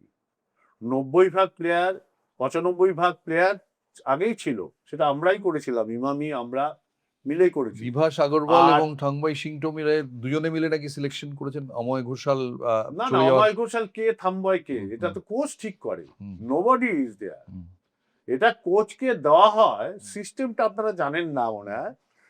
একটা বাজেট দেওয়া হলো 5 টাকা, হুম, এই বাজেটের ভিতরে 5টা এই প্লেয়ার চাই, হুম, তাকে হয়তো দেওয়া হলো 5টা ক্যারেক্টার। এবার কোচ যাকে ঠিক করে দেয় হুম। সে আসে। এই যে ফরেন প্লেয়ার গুলো এসছে, প্রাথমিক বাজার তো ডিরেক্টর অফ ফুটবল করে, আদারওয়াইজ তাকে রাখারই তো কোনো দরকার নেই। প্রাথমিক তো একটা বড় তো সে তার থাকেই, যার জন্য বারবার এই লোকটির বিরুদ্ধেই অভিযোগ উঠেছে এর আগে। না না, কার বিরুদ্ধে অভিযোগ উঠতেই পারে, হুম। বহু লোকের ভিতরে আমার জ্যোতিষ গুহর বিরুদ্ধে অভিযোগ ছিল, ও জানে কিনা আমি জানি না, ধীরেনদের ভিতরে অভিযোগ ছিল। অভিযোগ থাকবেই, অভিযোগ না থাকলে আচ্ছা, কোনো জায়গায় থাকা যায় নাকি? আপনার বিরুদ্ধে বহু অভিযোগ আছে, খবর নিয়ে দেখবেন, আচ্ছা। তাতেও কিছু। অভিযোগ তো একটা পার্ট অফ লাইফ। এটাই আমি কিন্তু শুনেছি অময় ঘোষাল আপনার খুব প্রিয় পাত্র। না, আমার কোনো প্রিয় পাত্র নেই। আচ্ছা, আমার প্রিয় পাত্র একমাত্র লাল হলুদ ফ্ল্যাগটা আর লোগোটা। Nobody is in my life. Anybody is favorable কিংবা কাউকে পছন্দ করছি, নাথিং। আমার কোনো লোক প্রিয় পাত্র নেই। ওকে আমার প্রিয় পাত্র লাল হলুদ ফ্ল্যাগ আর লোগোটা। আমার কাছে কেউ ইম্পর্টেন্ট না, নোবডি। সে প্রেসিডেন্ট থেকে মালি অব্দি কেউ আমার কাছে ইম্পর্টেন্ট না। আমার কাছে ইম্পর্টেন্ট আমার ফ্ল্যাগ, আমার লোগো, কেউ আমার না। আমার বন্ধু সবচেয়ে বেশি ভাস্কর গাঙ্গুলি, মনোরঞ্জন ভট্টাচার্য, তাদেরকেও আমি কোনো জায়গায় স্পেয়ার করি না আমার টিমের ব্যাপারে। আমার কাছে কেউ স্পেয়ারেবল না, যতক্ষণ ফ্ল্যাগ ততক্ষণ, কেউ আলাদা কিছু নেই। আমার বক্তব্য হচ্ছে সিস্টেমটা জানতে হবে। আমি গৌতম ভট্টাচার্য সম্বন্ধে কিছু বলবো, আমি তার আগে আমাকে নিজেকে পরিণত হতে হবে যে আমি যে কথাটা বলবো সেটা সঠিক বলবো কিনা। এখন তো সোশ্যাল মিডিয়া এসবে বালাই থাকে না, করে যে কারোর নামে করতে পারে। কে অময় ঘোষাল তাতেও আমার কিছু যায় আসে না, কে থাম্বা তাতেও আমার কিছু যায় আসে না। কিন্তু সিস্টেমটা হচ্ছে একটা বাজেট, যে বাজেটের ভিতরে প্লেয়ার স্কাউট করতে বলা হয়, সেখান থেকে কোচ ঠিক করে। এখনো তাই হয়েছে, থাম্বায়ও তাই হয়েছে, যে ফরেন প্লেয়ার গুলো আমরা এনেছি, আমি দেখেছি, বিভাস দেখেছে, আলটিমেটলি কিন্তু কোচ ডিক্লেয়ার করেছে। 5টা প্লেয়ার দেখা হয়েছে, কোচ যেটা বলেছে সেটাই আনা হয়েছে। আচ্ছা আরেকটা জিনিসে আসি দেবাশিসের কাছে, এই যে ফ্যান ক্লাব, এই ব্যাপারটা তো আগে ছিল না, ধীরেন্দ্রের আমলে ছিল না, টুটু বসু প্রথমে পাননি। এই যে ফ্যান ক্লাবগুলো বিভিন্ন হয়েছে, এই ফ্যান ক্লাবগুলো থাকা সোশ্যাল মিডিয়া, এটা অফিসিয়ালদের পক্ষে কি আরামের না যন্ত্রণার? মিক্সড। মিক্সড। মিক্সড বলতে প্রথম কথা হচ্ছে, প্লাস পয়েন্টটা বলি। প্লাস পয়েন্ট হচ্ছে যে এরা একটা কালচারের পরিবর্তন এনেছে। আগে হতো কি, আমরা যদি হাঁটতাম তাহলে ইট পড়তো, বা গালাগালি হতো।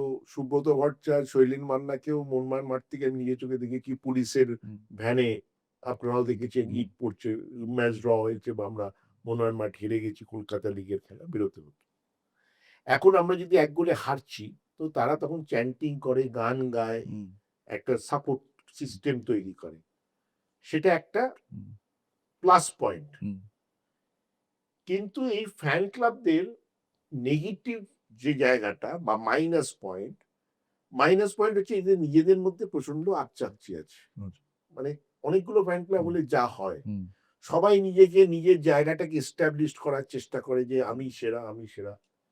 সেখানে একটা দ্বন্দ্ব তৈরি হয়। এক, দ্বিতীয় হচ্ছে এরা পুরোপুরি, আমার হয়তো এরপরে এইটা শোনার পরে অনেক ফ্যান ক্লাব আমার বিরুদ্ধেই যাবে, যে এরা, আমার যেটা ঋতুদা বললো সেটা সবারই, মনমান সমর্থকদের সবারই মনমানি, যে আমার কাছে প্রথম হচ্ছে মনমান পতাকা বা লোগো বা মোহনবাগান নামটা। এরা কতজন ক্রিকেট মাঠে যাচ্ছে, এরা কতজন হকিতে যাচ্ছে, এরা কতজন অ্যাথলেটিক্সে যাচ্ছে, সেখানে তো মনমান পার্টিসিপেট করছে। তা এরা কেন সেখানটায় যাচ্ছে না? এদের একটা পার্সেন্টেজও যায় না।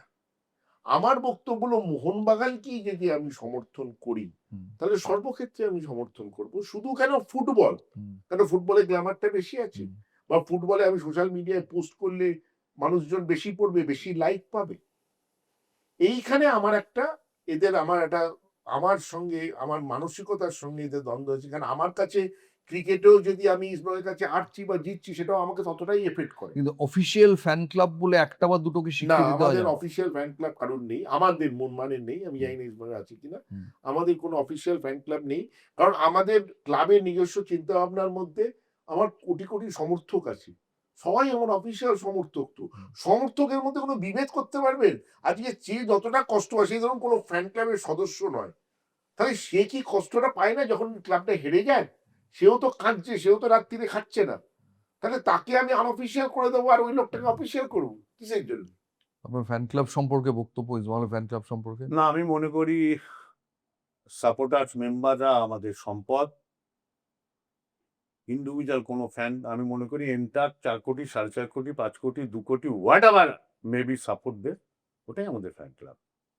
আলাদা বলে কিছু নেই, এরা আমাদের সম্পদ। আর এই সম্পদটা না তৈরি হয়েছে 1920 সাল থেকে, যারা রক্ত দিয়ে ক্লাবকে সার্ভিস দিয়েছে, যারা প্রতিষ্ঠা দিয়েছে, ওই তখন থেকে ট্রফি লার্ন করেছে, সেখান থেকে কিন্তু জেনারেট হয়েছে। আপনারা কখনো এই যে চলে যাওয়া মানুষগুলো, যে মানুষগুলো রক্ত দিয়েছে, নিজেদের শ্রম দিয়েছে, ওই ক্লাবের ওইটুকু, দুটো ক্লাবেই ওইটুকু পাশাপাশি ছিল, ওইটুকু গ্যালারির ভিতরে 1000-2000 আসন, ওখানে বিকেলবেলা এসে লোক বসতো, বসে নিজের শ্বাস প্রশ্বাসটাকে নেওয়ার চেষ্টা করতো, সারাদিনের ক্লান্তি, তাদের দারিদ্র, আমার ক্লাবের করে বিশেষ করছি, সেখানে থেকে মিট আপ হতো। তারা ওই অবস্থাতেও 2 টাকা 5 টাকা করে ডোনেট করতো, করে টিম করবার জন্য। একটা দিনের গল্প বলছি আপনাকে। চারুমন শাহ বলে এক ভদ্রলোক ছিল আমাদের ক্লাবে। তিনি যখন ক্লাবে ঢুকছেন, তখন আহমেদ খান বেরিয়ে যাচ্ছে। তা কেউ এসে ওনাকে বললেন, আরে আহমেদ খান চলে যাইতেছে। বলে কোথায়? মহানন্দ ক্লাবে। কেন? বলে 200 টাকা কম, মানতাসে না। বলে ওরে বসাও, আমি আইতেছি। তো উনি মির্জাপুরে থাকতেন। মির্জাপুরে গিয়ে ওই 2 টাকার রুপোর টাকা ছিল তখন, মানে 1 টাকা কয়েন, 2টো কয়েন এনে ওনাকে দেয়, দিয়ে বলে এবার সইটা করাও। এই যে লোকগুলো যে ক্লাবকে দিয়ে গেছে, আমাদের ক্লাবে এরকম ঝুড়ি ঝুড়ি হ্যাঁ, কিন্তু experience ফ্যান আছে। ক্লাব বলে ব্যাপারটা একটু স্ট্রাকচার্ড হয় না? বলছি, এই লোকগুলো যারা দিয়ে গেছে না, হুম। তারা আজকে অবহেলিত। যদিও আমরা চেষ্টা করি তাদেরকে আমাদের ভিতরে রাখবার, আমরা একটা আর্কাইভ করেছি, সেখানে বিরাজ করেন ওনারা। কিন্তু আমি ফ্যান ক্লাব, কেন ফ্যান ক্লাব দরকার হবে? আমার তো ফ্যান বেসটাই তো আছে, আলাদা ফ্যান ক্লাব হয়ে লাভটা কি হবে? আমার পুরো, যদি যে সমর্থকরা আছে সেটাই তো আমার একটাই ক্লাব। আলাদা কারা বিভেদ করছে, তাদের ইন্ডিভিজুয়াল প্রবলেম, আমাদের কোনো সমস্যা নেই। কখনো মনে হয় যে আপনাদের দুজনকেই জিজ্ঞেস করছি যে কলকাতা ময়দানে মিডল ক্লাস কর্তাদের অভ্যুদয় প্রথম ঘটান পল্টু দাস, তার আগে যারা ছিলেন সবাই অত্যন্ত বিত্তশালী ভেঙে, আপনারাও সেই ইয়েতে পড়েন যারা বলতে গেলে আপনারা ক্লাবের ফেস রিপ্রেজেন্টেটিভ সব ঠিক, কিন্তু আপনারাও মধ্যবিত্ত পরিবারেরই প্রতিনিধি, যে নিজের টাকায় ক্লাব চালানো ইয়ে নয়। এক এক সময় কি অসহায় লাগে যে আমি এখন যারা আসছে তারা যারাই টাকায় ছড়াতে চায়, তারা পাওয়ার চায়, পজিশন চায়, ডিসিশন মেকিং চায়, রাজনৈতিক নেতাদের কাছাকাছি থাকতে হয়। আপনাদের যে ব্রিডটা, যারা মধ্যবিত্ত ঘর থেকে উঠে এসে ক্লাব শাসন করেছে দীর্ঘদিন ধরে, এটা কি হারিয়ে যাবে ক্রমশ বলে মনে হয়? দেখুন, আপনাকে একটা গল্প বলি। সম্ভবত ওটা 75 কিংবা 76 সাল। আমাদের মাঠে প্র্যাকটিস হচ্ছে। তদানীংকাল স্পোর্টস মিনিস্টার ছিলেন শত ঘোষ, প্রফুল্ল কান্তি ঘোষ। এরিয়ানের প্রেসিডেন্টও ছিলেন তখন। এরিয়ানও প্র্যাকটিস করছে আমাদের পাশের জায়গাটা, মানে মাঠের আধা জায়গায়। তো হঠাৎ পল্টুদাকে দেখে, উনি মাঠের ভিতরে প্র্যাকটিস হচ্ছে দেখে পল্টুদা এগিয়ে এলেন। একটু কাছাকাছি আসার পর, আরে তুই সকালবেলা এখানে? বলি কেন? ক্লাবের প্র্যাকটিস হচ্ছে। আরে তুই তো রাজনীতি করবি, তোর এই সময় প্রিয়র সাথে, সোমেনের সাথে, সুব্রতর সাথে থাকা উচিত।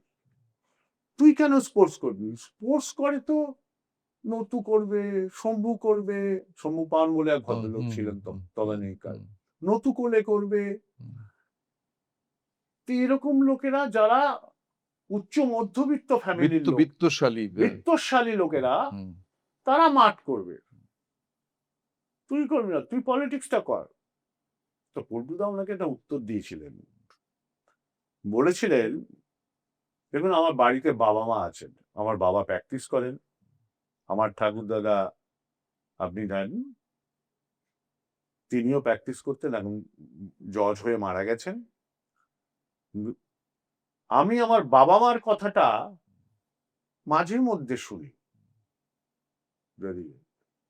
আপনাকে আমি আজকে প্রতিজ্ঞা করলাম, আগামী দিনে ময়দান রাজ করবে মধ্যবিত্ত ফ্যামিলির লোকেরা, উচ্চ মধ্যবিত্ত ফ্যামিলি, আপনি বললেন বলে এটা আমি নিজে তৈরি করব আমার ক্লাবে অন্তত, যে মধ্যবিত্ত ফ্যামিলির লোকেরা এসে ক্লাব চালাবে, উচ্চবিত্তরা না। কেন মধ্যবিত্ত ফ্যামিলির লোকেরা পারে না করতে?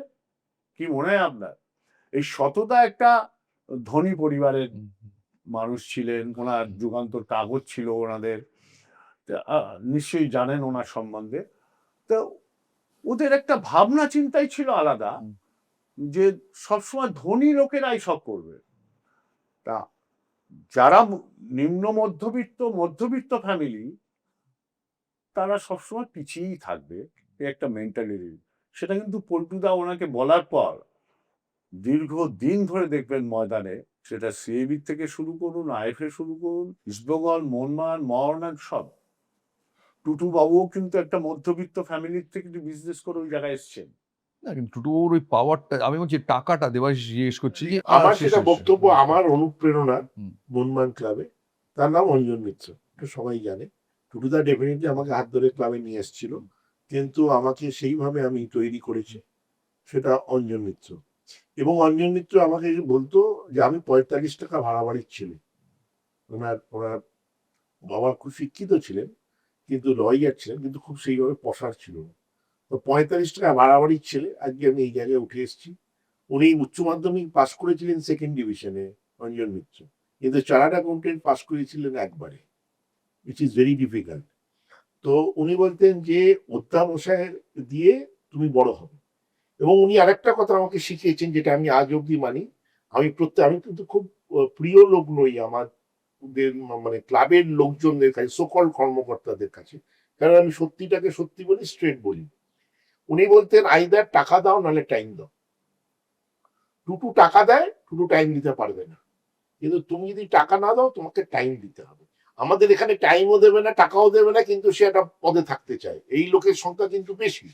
তো এই যে মধ্যবিত্ত যে ঘরানা, তাদের আসতে হবে, কিন্তু একটা জিনিস তাদের ভাবতে হবে, সেটাই যে আমি আইদার টাকা দেব, টাকা যদি না দিতে পারি আমি টাইম দেব।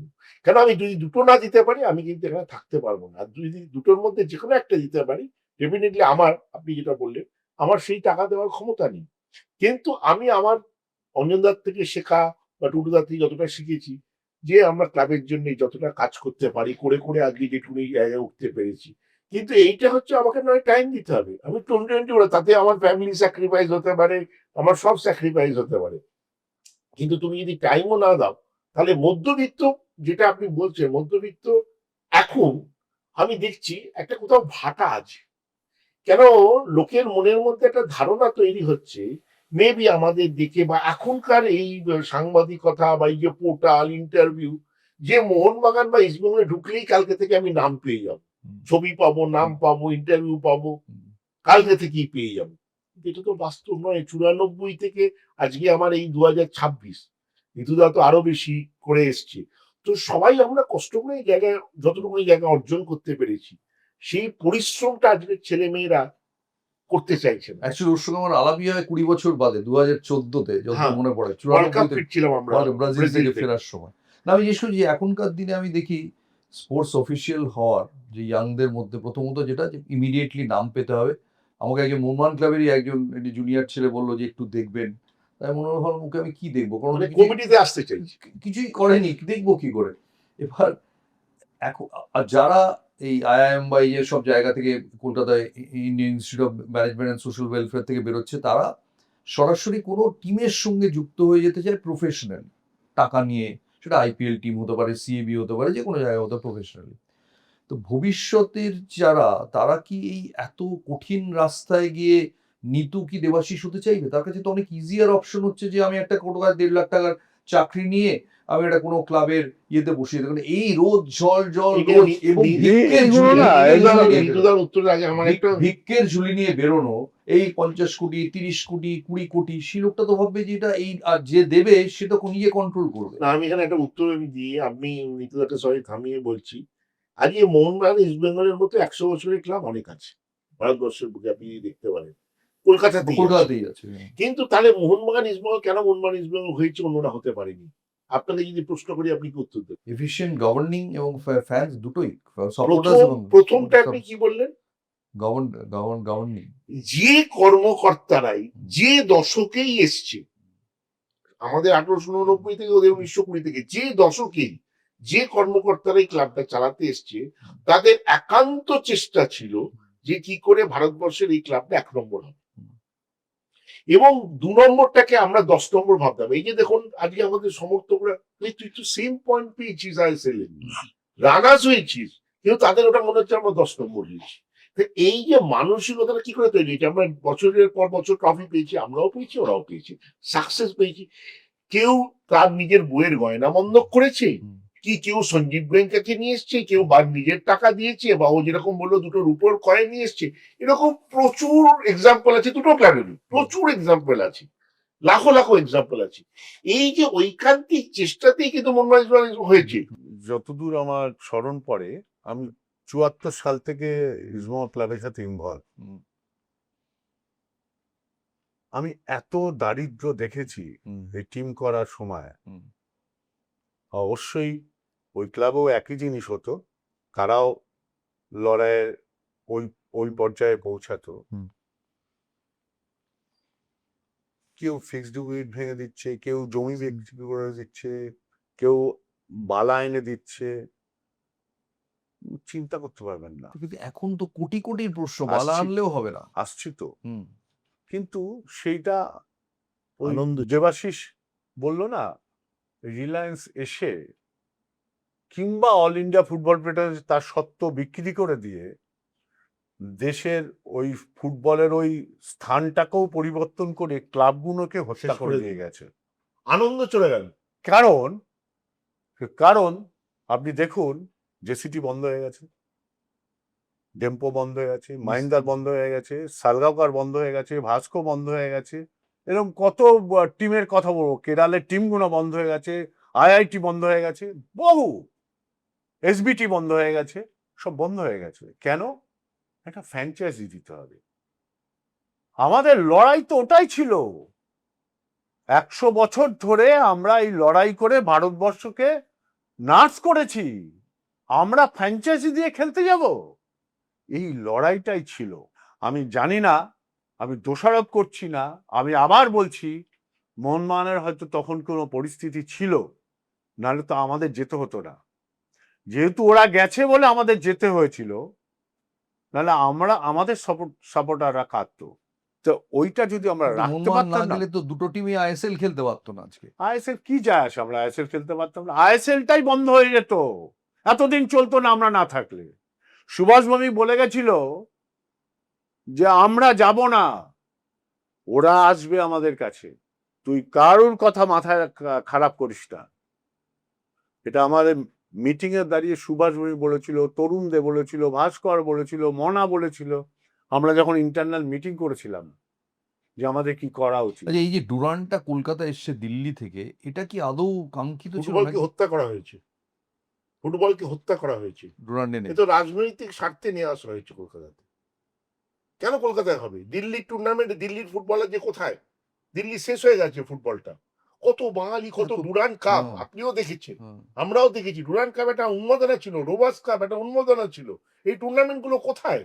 আজকে আমি অন ক্যামেরা বলছি, 10 বছর এই আইএসএল এফএসডিএল এ ভারতবর্ষের ফুটবল 1 চুল এগোয়নি, 100 চুল পিছিয়ে গেছে। মিতুদা বলুক যে আমি ভুল বলছি। না, আমি তো বললাম এটা। সমস্ত কিছু তো এই তো সব বন্ধ হয়ে গেছে। এই যে সিস্টেমটাকে একটা জায়গায় পুঁথিগত করে ফেলেছে ভারতীয় ফুটবলটাকে, এটা মনে হয় আমরা পিছিয়ে গেছি। ভিলেন কে, কে বা কারা ভিলেন? আমার তো মনে হয় অল ইন্ডিয়া ফুটবল ফেডারেশন, যারা এই সাক্ষরতা করেছে, what ever may be anybody else, but যে দায়িত্বে ছিল তারাই। দেবাশিস, ভিলেন কে? এই যে একদম আমি মিতুদার সঙ্গে একমত। অল ইন্ডিয়া ফুটবল ওই ফেডারেশন, সময় যারা ছিল, তারা এই ব্যাপারটা প্রফুল প্যাটেলের যে আজকে team, আমি তো বলছি অন ক্যামেরা যে ওরা বেচে দেওয়া হয়েছিল। আপনি কি বলছেন? মোহনবাগান, ইস্ট বেঙ্গল, হ্যান ত্যান ইনভেস্টার বেচে দেওয়া হয়েছে, ভারতবর্ষের ফুটবলকে বেচে দেওয়া হয়েছে। আমি এএফসির মিটিং এ গেছিলাম, এএফসির মিটিং এ আই ওয়াজ প্রেজেন্ট, এবং একটা কথা আছে না, money speaks. I have seen in that meeting in Kuala Lumpur, money spoke. আমি আর এর বেশি কিছু বলতে চাই না। তো এই যে জায়গা ইন্ডিয়ান ফুটবল যেখানে চলে গেছে, মোহনবাগান ইস্ট বেঙ্গল নিয়ে উন্মাদন, অথচ টাকা নেই, ভিক্ষের ঝুলি নিয়ে দুটো প্রধানকে বেরোতে হচ্ছে। আজকে মোহনবাগান জানে না সঞ্জীব গোয়েঙ্কা বেরিয়ে গেলে কে আসবে, ইস্ট বেঙ্গল জানে না আগামী দিনে কি হবে। দেখুন, এই এটাই সিচুয়েশনে আমি না, আপনাকে বলছি হ্যাঁ, যে আমরা ক্লাব কিংবা ক্লাবই ধরুন, এন্টার ক্লাবই, ফুটবল টিম বাদ দিলেও, যেমন দেবাশিস বলল, ক্রিকেট, হকি, অ্যাথলেটিক, টেনিস আমরা পার্টিসিপেট করি। টেনিসটা এখন করি না যদিও। তা আমাদের এই খরচাটা না 10 থেকে 13 এটা সীমাবদ্ধ ছিল। আমাদের ক্লাবে যেমন এখনো যারা কমিটি মেম্বার আছে, প্রেসিডেন্ট থেকে শুরু করে, প্রত্যেককে মান্থলি পয়সা দিতে হয়।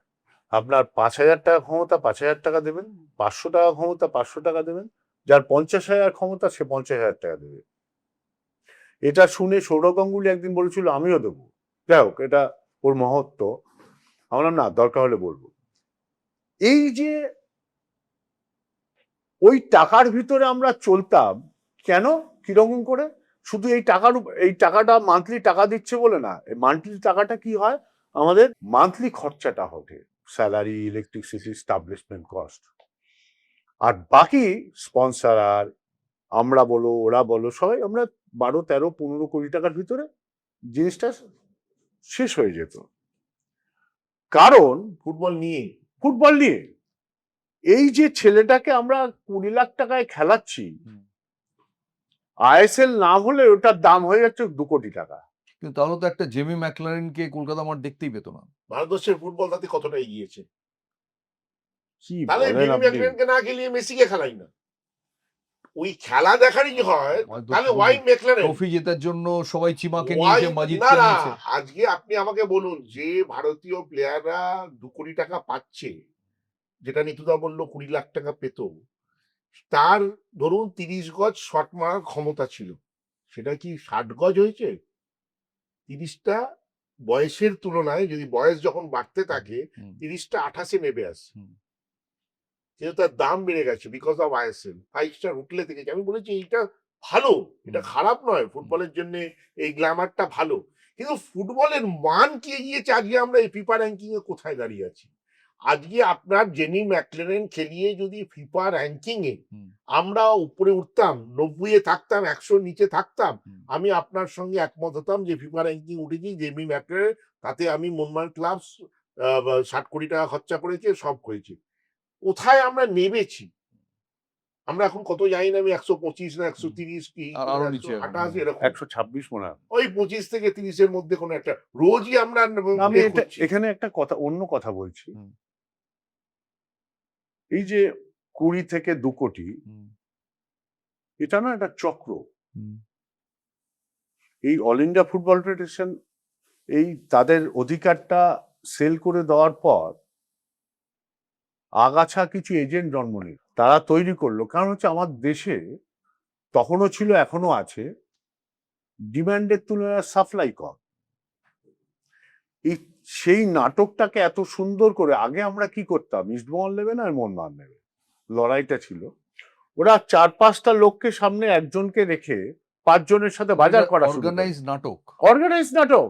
তাহলে তো প্রথম- আইএসএলটাই বলতে না অর্গানাইজ না, নাটক। প্রথম তো এই এজেন্টদের কোথায় কোথায় টিকি বাঁধা আছে সেটা খুলতে হবে। কেন? আমি একটা নাম করছি না, একটা প্লেয়ার নিয়ে একটা এজেন্ট আমাকে বলল যে 1 কোটি 60 লাখ টাকা চাইছে। আমাদের বিভা সাগরওয়াল বললো ये लेना है, हाँ बात कर। ঠিক আছে, বাত করতে। তো আমি ওকে জিজ্ঞেস করলাম, ভাই কি ওর কি হয়েছে, 1 কোটি 60 কেন? नहीं दादा ये है वो है, वो बुला रहा है वो बुला रहा है। इंग्लिश प्रीमियम में बुला रहा है कि नहीं ऐसा नहीं, ये ठीक है देगा। 2 दिन বাটা কোনো ফোন নেই। থার্ড ডে আমাকে বললো दादा मोहनबागान 170 बोला है। ठीक है 170 दे देगा, फिनिश करो आज, खत्म करो। पर ठीक है हमको 2 दिन दे दीजिए, मैं कर दूंगा। ঠিক আছে, ফোন নেই, আবার ফোন করতে হলো। বলে ব্যাঙ্গালোর भी बुला रहा है হুম। আপু যাকে নিয়ে বলছেন ব্যাঙ্গালোর भी बुला रहा है আমাদের তো ব্যাঙ্গালোর খুব হুম। আমি 2 কোটি টাকা অব্দি গিয়ে স্টিক করে গেলাম করবো না বিভাস বললো নেই দাদা আর মত যাও इससे ज्यादा नहीं আমাকে একদিন বললো 275 हुआ है लास्ट तो आप क्या करेगा अभी दे दो मोहन को लेट मत करना कम हो जाएगा पैसा ठीक এই এজেন্টদের চক্কর খেলা প্লেয়ার আর এজেন্টের সাথে কি কিংবা কোথায় কোথায় ওদের টিকি বাঁধা আছে এইটা সবার আগে দেখা দরকার আমরা কি প্লেয়ার আগে নিইনি আমরা কি ছিনতাই করিনি আমরা কি প্লেয়ারদের বুঝিয়ে আনিনি আমরা কি তার মা বাবার সাথে কথা বলে আনিনি মা বাবা জ্যাঠা কাকা কোথায় কোথায় প্রাক্তন যায়নি কোচ, কি না করেছি। তা আমরা চাই হ্যাঁ এজেন্ট তার এগ্রিমেন্টটা দেখে দিই কোন একজন দক্ষ লয়ার থাকুক যে তার এগ্রিমেন্টটা প্রপার দেখবে ফিফার সাথে ম্যাচ করছে কি ফিফা এগ্রিমেন্টটাকে মেনটেন করা হচ্ছে কিনা দ্যাটস ইট বাকি কাজ কি এজেন্ট যে কি এখানেও করে আমার এখানে আপত্তি আছে। হুম। আমি অনেক দিন ধরে বলে আসছি হুম। যে এআইএফএফ এগ্রিমেন্টের ড্রাফট কপি দিয়ে দিই, হুম। This will be the agreement. আর ওইটাই তো Terms- এআইএফএ ফিফা টার্মস থাকবে, হুম। কারণ দেখার তো দরকারই নেই। হুম। টার্মস থাকবে 1 বছরের 2 বছরের 3 বছরের, সেটা ভরে দিতে হবে। হুম। টার্মস থাকবে, টাকার জায়গা থাকবে যে মান্থলি কি লেখা হবে না লেখা হবে, but other clauses hmm. Should be govern by AIFF. এবং সেই যে ড্রাফটটা ওর বাইরে তুমি যেতেই পারবে না। সেই এগ্রিমেন্ট তুমি ওর বাইরে যদি এগ্রিমেন্ট করো তো একটা agreement will be treated as invalid, এবং তার কপি তোমাকে এআইএফএফ কে জমা দিতে হবে। এআইএফএফ লিগাল দেখে নেবে যে সেই এগ্রিমেন্ট ঠিক আছে কিনা।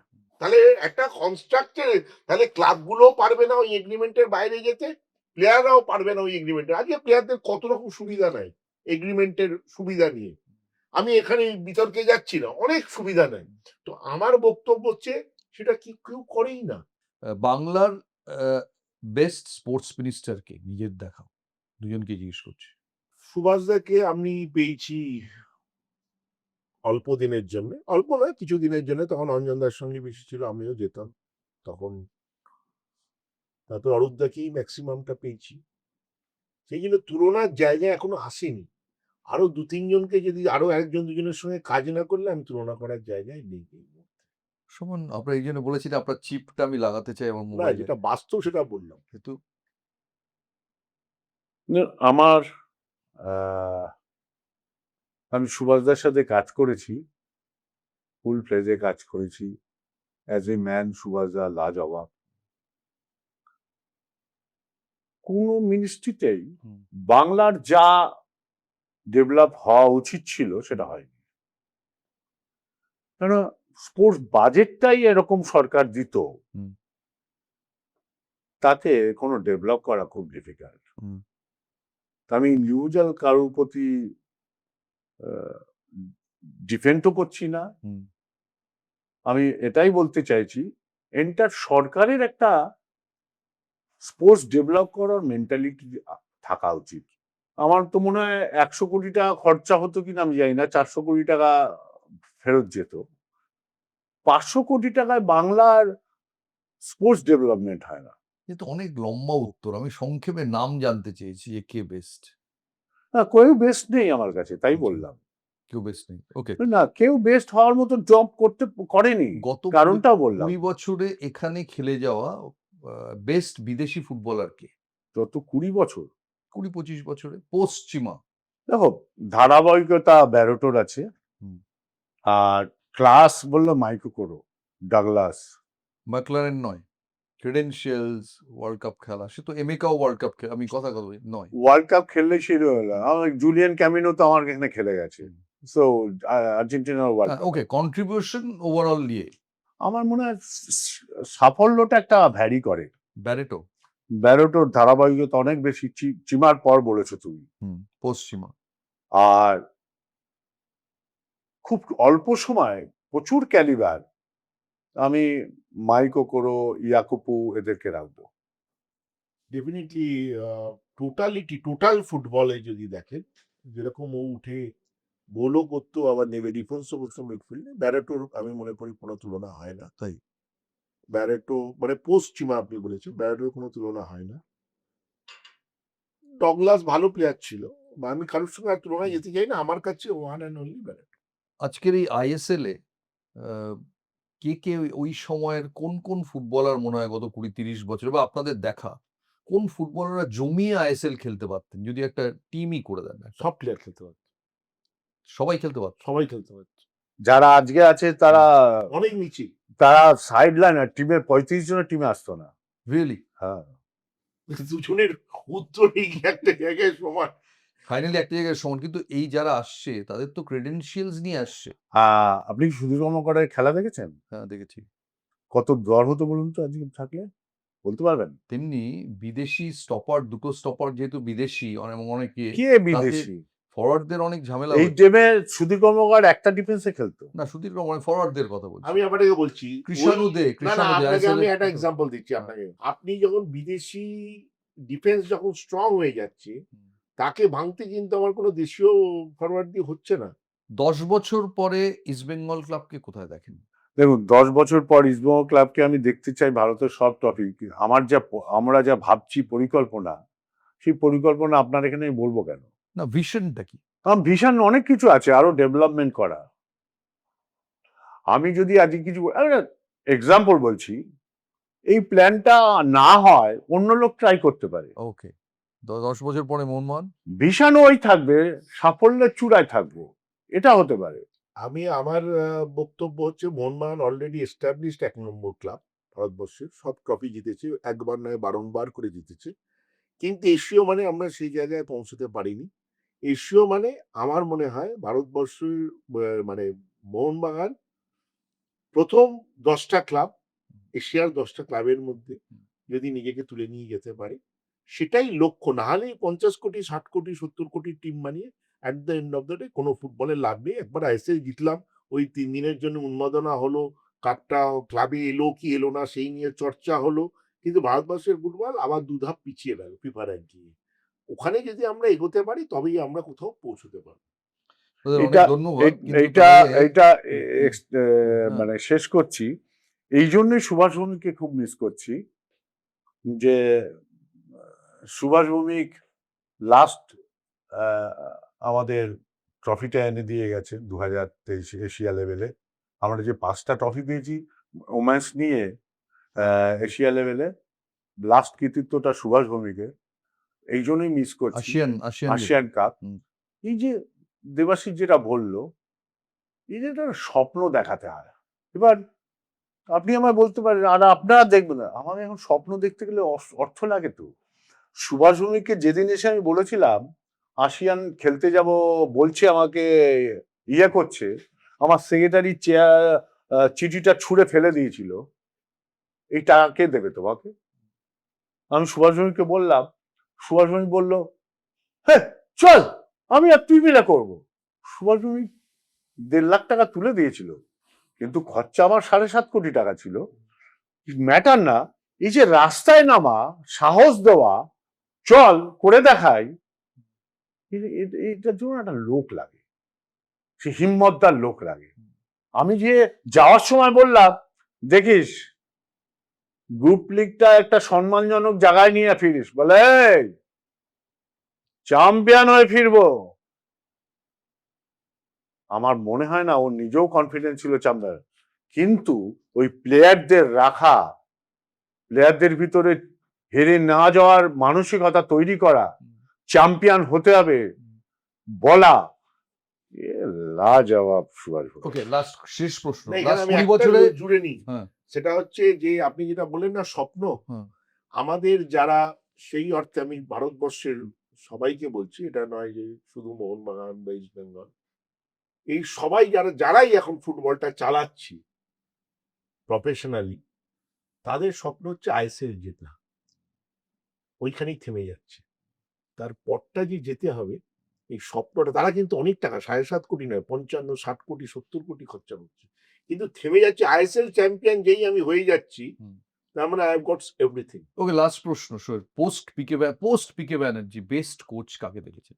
ইসগুলা বলুন।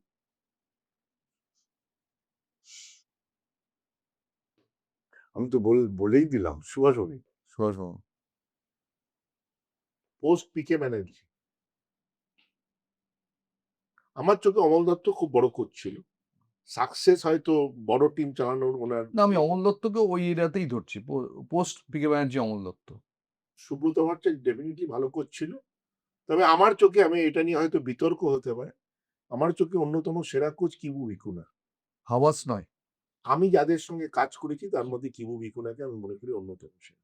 শেষ করার আগে মানে আবার ধন্যবাদ যে প্রথম একটা শোতে আমি দেখিনি কোনো ডিজিটাল বা কোনো টেলিভিশন শোতে দুজনকে একসঙ্গে, আমার মনে হয় এই প্রথম হলো মানে বোধহয় আমরা digital। কোন দুজনে একসাথে বসিনি তো, নিজেরা বসেছি না মনে পড়ছে। একসঙ্গে Unity আমি নেই। দেখিনি। একসঙ্গে দুজনে মানে অনেকের মধ্যে দেখেছি দুজন গৌতম, একসঙ্গে। মার্জনা করবেন, আহ, আপনি বলে আমি এখানে এসেছি, কোন লোকের স্টুডিওতে আমি যাই না। সিনিয়র কে আগে দিলাম, বয়সী। বয়সী। ও বয়সী, বয়সী। মানে ইয়েতে না। না ক্লাবগত নয়। আর এটা আমার আড্ডাজীবীর তরফে, আরে শোর তরফে একটা ছোট প্রীতি উপহার। Thank you. খুব ভালো লাগলো একসঙ্গে এসে আড্ডায়, এবং আমার আমি মনে হয় আপনাদের আপনার চ্যানেল আপনি যেটা করেছেন তাকে মনমান ক্লাবের তরফ থেকে শুভকামনা জানাই, এবং আপনার মতো সাংবাদিকের আমাদের পজিটিভিটি আশা করি এই চ্যানেলের মাধ্যমে নিয়ে আসবেন। নেগেটিভিটি বাতাবরণটা বেশি চলে, তো পজিটিভিটি আনবেন, যেখান থেকে ক্রীড়া জগৎ নয় সব জায়গায় আমরা এগোতে পারি, সেই পথ আপনিই দেখাবেন। না, আমার কোনো দ্বিধা নেই যে আপনি এগোবেন, আমি জানি আপনি নিজেই এগোবেন, আমার বলার এবং ভাষা ব্যবহার করার কোনো প্রয়োজনই নেই। অনেক ধন্যবাদ দুজনকে। শালিমারকে অনেক ধন্যবাদ আমাদের গিফট স্পন্সর হওয়ার জন্য, এবং বাংলা এবং বাঙালির জন্য আপনাদের অ্যাচিভমেন্টস আমাদের সবার জানা। আবার অনেক ধন্যবাদ আড্ডাজীবীর শোতে সঙ্গে থাকার জন্য। প্রথম দিনের এপিসোড দেখলেন এবং শুনলেন, এরা কখনো ক্যামেরার সামনে এভাবে একসঙ্গে আসেননি। আমি ওদের যখনই দেখেছি, বিশেষ কোনো মঞ্চে ভিড়ের মধ্যে বা কোনো চ্যানেল এলে অনেকের সঙ্গে, এই প্রথম আড্ডাজীবী চ্যানেলের জন্য ওরা একসঙ্গে এলেন, আর সেই জন্যেই এটা উদ্বোধনী এপিসোড। দেখতে থাকুন আড্ডাজীবী চ্যানেল, প্লিজ আমাদের লাইক এবং সাবস্ক্রাইব করবেন এখানে।